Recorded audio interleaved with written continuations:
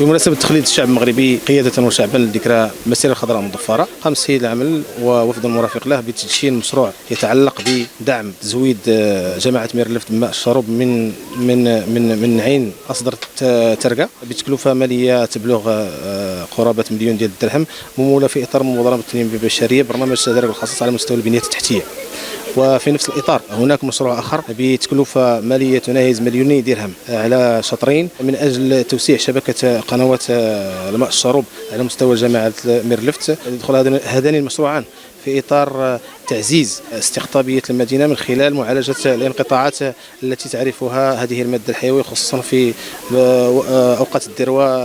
في الصيف. مشروع استغلال عين أصدر بإيمنترغا بواد إيمنترغا كمصدر محلي لتزويد جامعة ميرلفت بالماء الصالح للشرب من أجل مواجهة الخصاص الكبير الذي تعرفه الجامعة في هذه المادة المهمة، خاصة في فصل الصيف الذي تعرف الجامعة توافد عدد كبير من السياح سواء السياحة المحلية أو الأجنبية.